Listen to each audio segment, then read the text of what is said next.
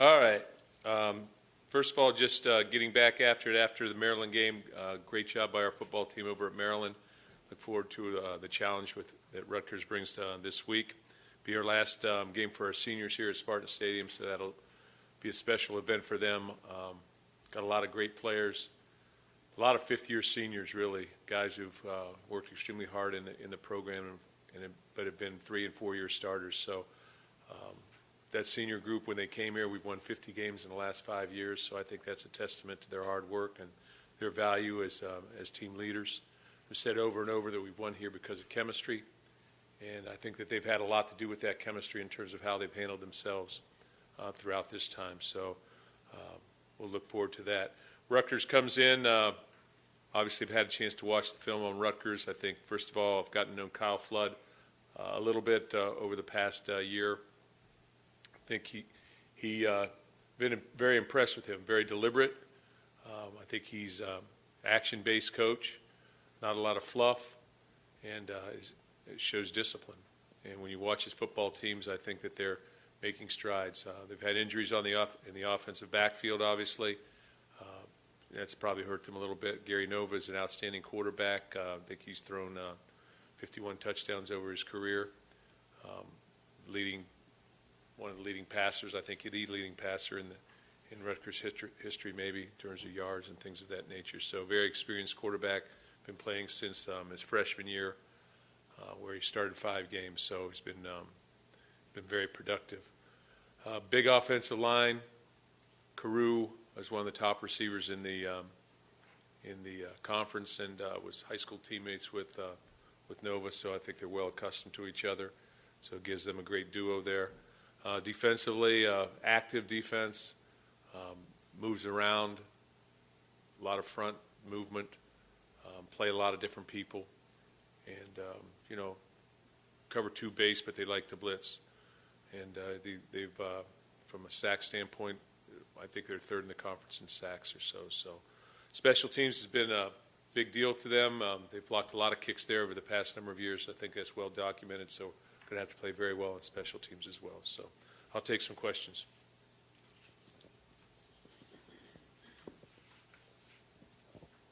Coach, here, left here. The senior class, these guys that are graduating, how important have they been to getting to the team the level it has been this year and then last year? Well, when you look at guys like Tony Lippett, redshirted Tony, 5th-year senior Marcus Rush, who incidentally Marcus has started 50 games now for us, which sets an all-time record, defensive end. And you look at the number of games that they've won. Jeremy Langford, his production over 1,000 yards the last 2 years. Guys like that, Keith Mumphrey, Nick Hill, Connor Cruz, Travis Jackson, Tawan Jones is a 4th-year senior, but nevertheless a senior. But really, all of our seniors are 5th-year guys, with the exception of the one. So they've been really critical in our development here over the last 5 years, in terms of our success. They've had great success here themselves, but they've worked through the ups and downs of everything, trials and tribulations. Yeah, if we win out, they'll be the winningest class. Well, they'll tie the winningest class in Michigan State history, which was last year's class, which previous to that was 2011's class. So there's been a lot of good things that have happened here in the last number of years, and I think they're very much involved in it. Their successes, big play guys.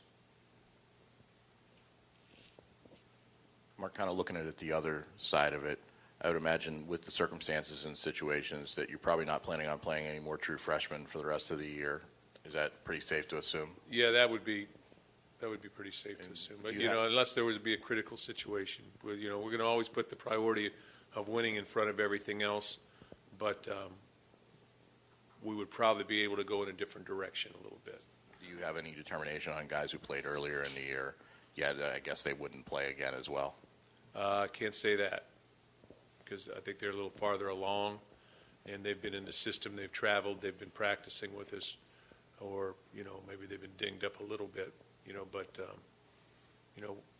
for the most part, I think that's accurate.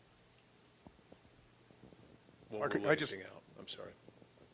Sorry, I just wonder what that senior ceremony is like for you. You're in your game focus, and a half hour before your game, you're hugging parents and posing for pictures. I mean, that's an important step for them, but it's a little bit of a distraction for you, isn't it? Yeah, it is, and then we try and make that as seamless as we can, but it's an emotional time. It is. They're more than just football players. They're guys that you've been around for 5 years, that you've brought in as a freshman, as an 18-year-old freshman, and when they're leaving, they're 22 years old, and they've got a lot of our guys. I think 8 of the 14 maybe already have their degrees, and their other ones are getting them really in January. So a lot of these guys are graduating, and they're leaving at 22 years old with a lot of dreams that have been accomplished here, but a lot of dreams that they have for the future too, whether that's in professional football or whether that's in general professional work. You sort of see that chapter close, and it is an emotional time because there's a lot tied up. There's a lot of sacrifice, hard work, toughness, celebration, disappointment. You go through all those different experiences, I think, as a coach with your players. I think you go through all those things.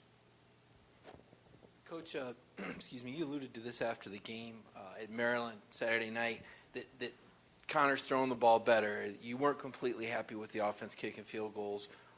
What was wrong? What's wrong with the offense, I guess? You set such a high bar with what you were doing earlier this year. I think there's a little bit something different in every situation. We stalled out a little bit. Against Ohio State, we stalled out the one drive. We got a holding call. So it set us back in that one. But, we're very productive offensively. We were still scoring points. And I just think we were a little out of sorts, to be honest with you. But we hit a big play.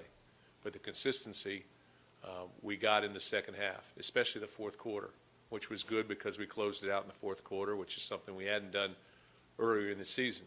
So that was a positive. But I think what we're trying to do is play a complete football game. I think that's what we're always trying to do.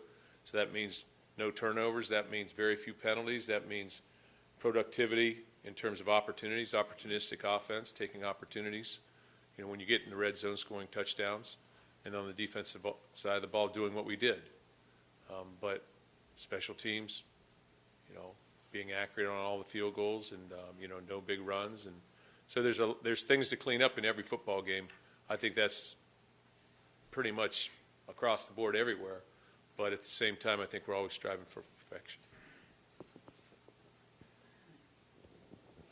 Mark, can you talk a little bit about going back to the recruitment of Shalik in New Jersey and how that came about, and also when you have a guy that plays against his home state, that's not necessarily an Ohio guy, how much do those guys take that personally? It's very, very special, first of all, when you have an opportunity to play against your home state. And that's important this week for Shalik.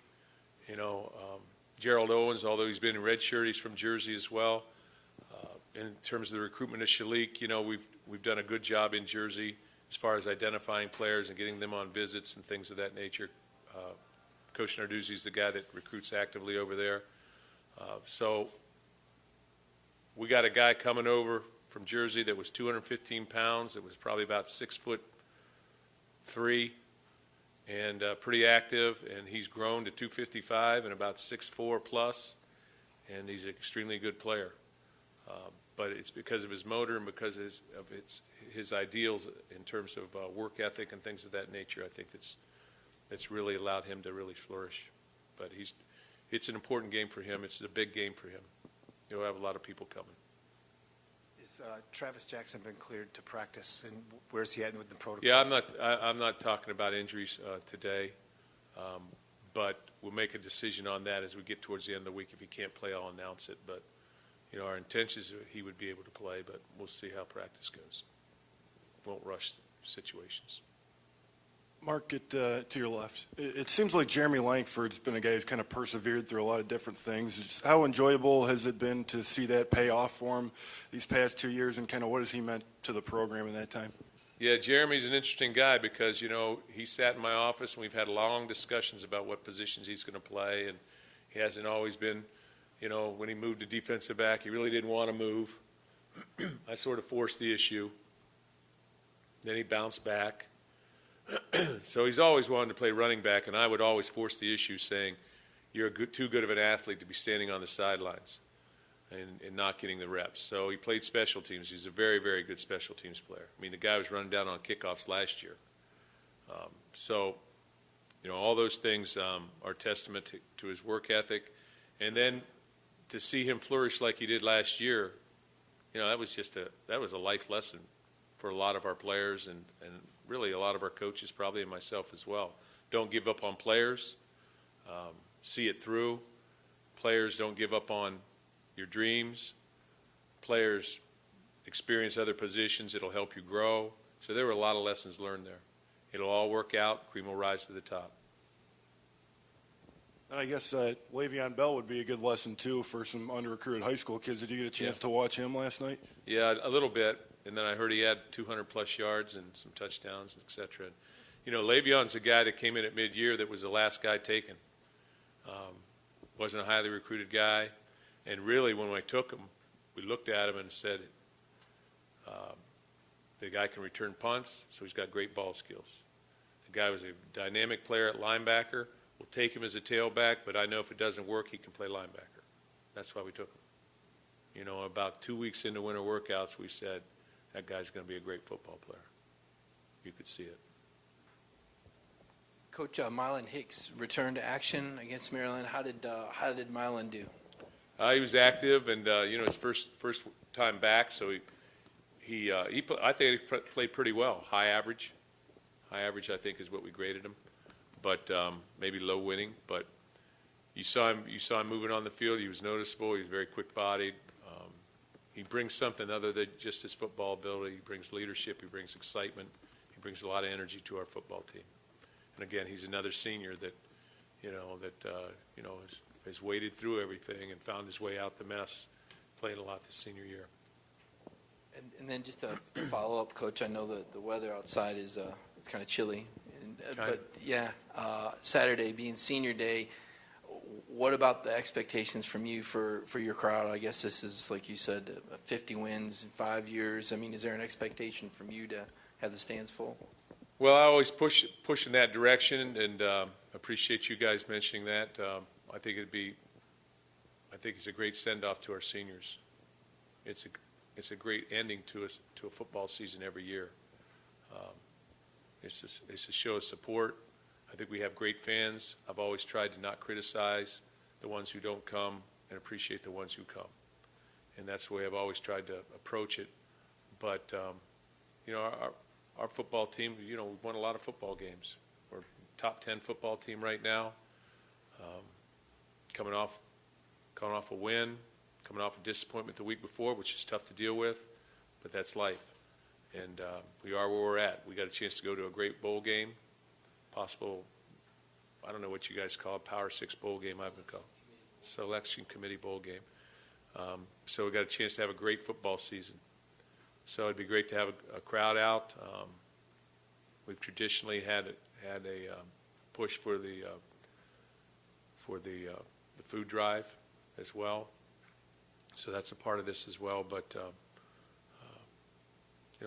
Spartan Nation we are one of the haves, not the have-nots, in terms of fan support. So I know in this day and age, you can sit home and watch it on TV, but we are one of the haves, so I expect a lot of people there. I would expect.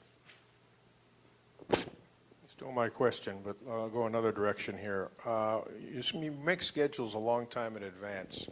With the format the way it is now, will you push for playing games like at Oregon, or is it smarter to dumb down the schedule now to be in this almighty playoff? I don't know. I get asked those questions from time to time. These schedules are made out pretty far in advance, so it's tough for me to say. I'm sure the format will change as we move forward in some direction. Somebody will make some changes. I'm just trying to control the things that I can control. Some things I can't. So I just want to win. And I think that it is attractive. You take out the Ohio State game and leave just the Oregon game in. I think we're sitting pretty good if we win the Ohio State game. So I'm not sure how much of a, how much of a detriment that was to us, but, we go from there. I know you just said you can control and you're focused on your program, but if Michigan State can't win the Big Ten, will you, I know you recruit against Ohio State, but the way the Big Ten is perceived nationally, would you like to see Ohio State get into the college football playoff and represent the conference rather than have no Big Ten in there? And Absolutely. And the way they could, how do you think they could compete? Absolutely, I would. Haven't played Oregon, if you could maybe talk about that. And what was the second part? And playing Oregon? Well, you've played both Oregon and Ohio State. There's a national narrative that the Big Ten can't compete. You've played two of those top teams. I guess it might be interesting to hear your thoughts on how those teams would compare. I think they're very, very comparable. I think they have two quarterbacks who made plays in the games that we played them in. And I thought they had, both of them had great running backs. Both of them had skilled wide receiver. From an offense perspective, I think they're both well coached. And both of them have defenses that, have some players on them to make plays. So, I thought we competed with both. But with that being said, the first question is, I would love to see a Big Ten team play in that. If it's not us, I'd love to see a Big Ten team play in there. I don't care who it is, but I'd love to see a Big Ten team play in there. In this case, it would be them. Mark, going back to Jeremy, when you kind of look at his streak of 100-yard rushing yard games going back to last year, just how impressive is what he's been able to do? Extremely impressive because he's played against everyone. By that time, he's played against every single football team in the Big Ten Conference, and he's accomplished that feat, I believe. So extremely impressive because, at some point in time, you got to be healthy enough to be able to do it, first of all. So he's maintained his health.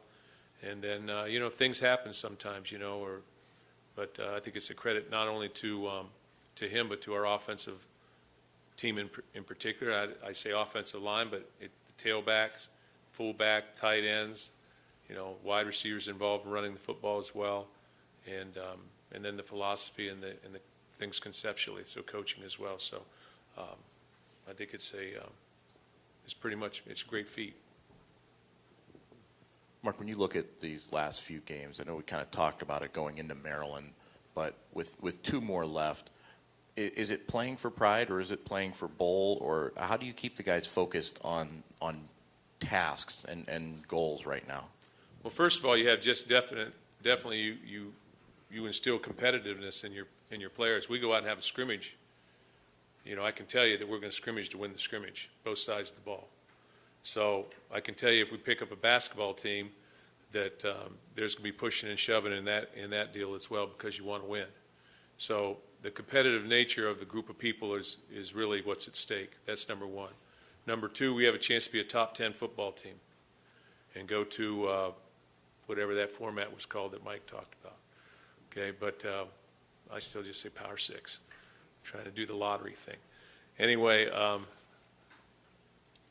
we still have a chance to go to one of those bowls, which would put us in what I would consider the Rose Bowl one year, and a bowl like that the next year would be a tremendous boost for our program, credibility, etc. We want to build on our resume, and quite frankly, this would be, again, if we finish like we hope, it would be another great football team here at Michigan State, one that would be talked about for years to come. And we played a tremendous opponent in a bowl game, and that's going to happen any way you cut it. But we'll play a tremendous opponent that will have a national prestige to it. And it's always a great environment for our players to be able to go and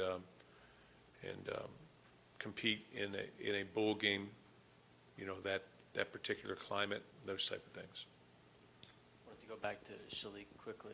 He came into this season with so much hype and all this kind of buzz around him, and some of that sort of the noise has died down a little bit, I guess, as the season's gone on nationally. Well, how do you evaluate his year and what he's given you guys? He's been a leader on our football team. He's been extremely positive throughout. He's a guy that emotionally can get our guys moving in the right direction, I feel. As far as his play on the field, I think that, he's been a dominant player on the field.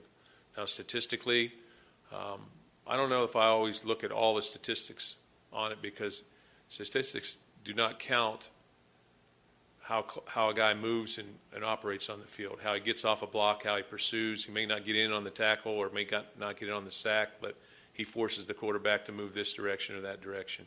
So I think he's had a very, very good year, outstanding year, and things that I hear from other people, he's extremely productive. How did he respond to all of the attention, and then once that attention kind of petered off, did that change him at all? No, Shalik has not changed one bit, in my opinion, from last year to this year, before last year. He's always been a high-motored guy that is intense and is a worker. Comes to work in the weight room, comes to work on the field, comes to work in the film room every single day. And he's always been a great person. Coach, I don't want to jinx you here. I know you got 100 guys and things happen with young men, but you've gone quite a while without any serious off-field incidents. I'm wondering how have you been able to instill that in your program now that you have all guys that you've recruited? We look around America and see a lot of players with a lot of serious off-field issues. How do you think your program's been able to avoid the same sort of problems we see other places? Well, I think, first of all, I think every coach in America talks about that to their players and has seminars and has different things going on.